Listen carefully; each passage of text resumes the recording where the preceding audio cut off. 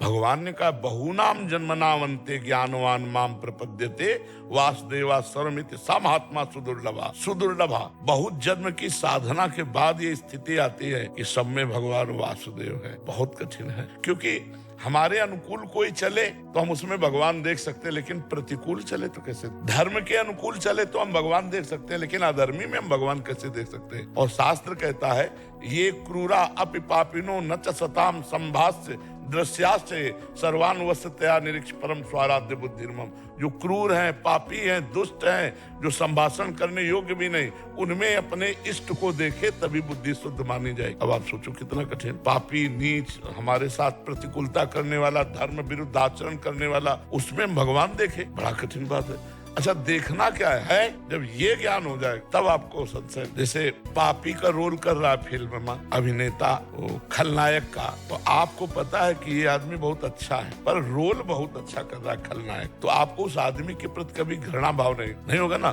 क्योंकि आपको पता है कि हम इस आदमी से पर्सनल मिल चुके हैं, बहुत अच्छा आदमी है, ना वो किसी की बहन बिटिया छेड़ता, ना शराब पीता, पर रोल कर रहा है। समझ में आया ना? ऐसे ही जगत नाटक मंच पे भगवान स्वयं में स्वयं से रोल कर रहे हैं। अब है मौज उनकी, कहीं पापी का रोल हो रहा है, कहीं पुण्यात्मा को रोल हो रहा है, कहीं वध हो रहा है, कहीं बचाया जा रहा है, कहीं जन्म हो रहा है, कहीं मरण हो रहा है, कहीं उत्सव हो रहा है, कहीं शोक हो रहा है। ये लीला चल रही। अब या रहस्य रघुनाथ कर बेग न जाने कोई, और जो जाने रघुपति कृपा तो सपने मोह न होए।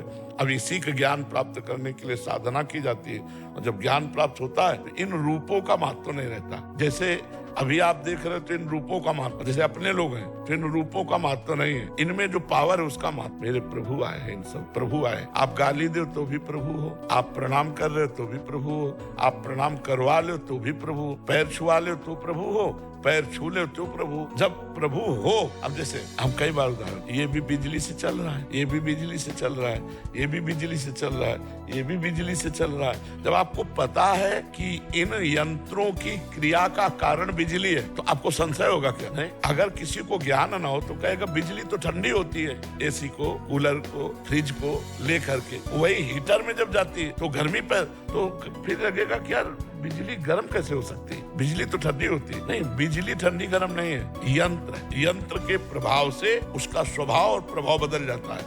ऐसे खोपड़ी के प्रभाव से वो परमात्मा एक रस है, लेकिन स्वभाव बदल। कोई तमोगुणी है, कोई रजोगुणी है, कोई सतोगुणी है।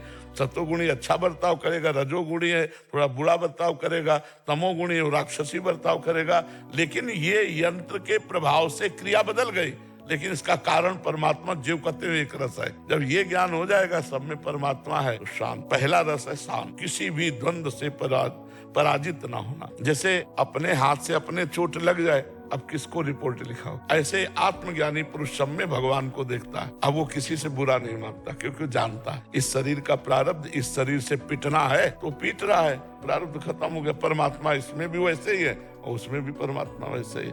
न राग न द्वेष, वो जीवन मुक्त मां। बहुत कठिन है, बहुत कठिन है, पर भगवान की शरण में हम आ गए। अब कोई कठिन है संसार से भगवान की तरफ आना। जब भगवान की तरफ आ गए और किया इरादा पक्का, कोई काम कठिन, कोई काम मुश्किल नहीं है जब किया इरादा पक्का। अब तो हम जान के रहेंगे भगवान सब में है। नाम जप करेंगे, धर्माचरण से चलेंगे, और चाहे मैं गाली दो, हम एक बार जरूर सोचेंगे कि भगवान तुम में भी है। अगर धीरे धीरे इसका अभ्यास कर लो और नाम जप करते रहो तो तुम्हें दिखने लगेगे। जैसे इसमें हमको पता है बिजली है, सब में एक बिजली है, तो हम इनकी क्रियाओं पर नहीं जाएंगे, हम सीधे जाएंगे कि बिजली से चल रहा है। ऐसे सब परमात्मा से चल